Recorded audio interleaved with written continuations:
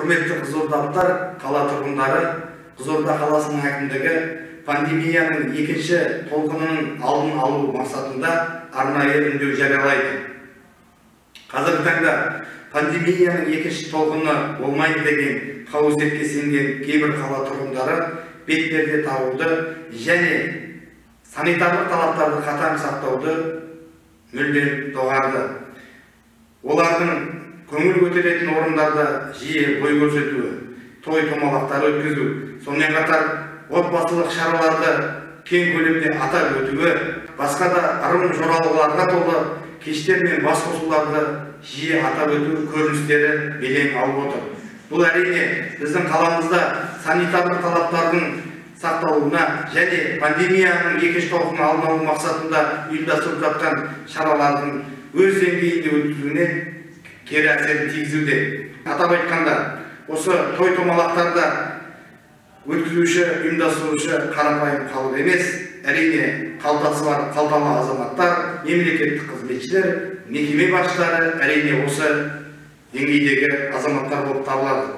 Осыған орай Қызылорда қаласының әкімі Нұрлыбек Машбекұлы Нәлібаев бүгінгі күннен бастап арнайы шешім қабылдап отыр.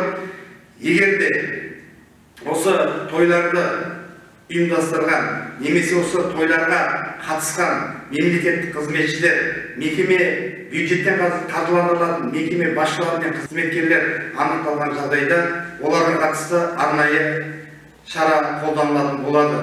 Бұл ретте барлық мемлекеттік қызметшілерді, әрине аумақтық департаменттер, облыстық басқармалар мен әкімдік құрылымына қарасты мемлекеттік қызметшілерді, сонымен қатар бюджеттен қаржыландырылатын барлық деңгейдегі кәсіпорындар мен мекеме басшылары мен қызметшілерін, мектеп директорлары мен балабақша басшылары мен ұжымдарын тәртіптік шараларды қатаң сақтауға және той-томалақтарға, ырым-жоралғыларға, көңіл көтеретін басқа да ойын-сауық кештеріне қатыспауға шақырамыз. Егер мониторингтік топтың іс-әрекеттеріне осы жоғарыда аталған мемлекеттік қызметшілер мен мекеме қызметшілері қатысқан анықталған жағдайда тәртіп шара, басқа да шараларды қолдану туралы құзырлы органдарға ұсыныс берілетін болады. Атап айтқанда, облыс әкімдігіне және мемлекеттік қызмет істері жөніндегі агенттігіне тиісті ұсыныстар енгізіледі. Осыған орай мемлекеттік қызметшілер, мекеме қызметкерлері, басшылық құрам, сонымен қатар өлім-жітім той-томалақтарға қатысуға және ұйымдастыруға қатаң тыйым салыну қажет. Әрине, өмір болғасын қуаныш пен қайғы қатар жүретін бәріміз жақсы ұғынуымыз тиіс.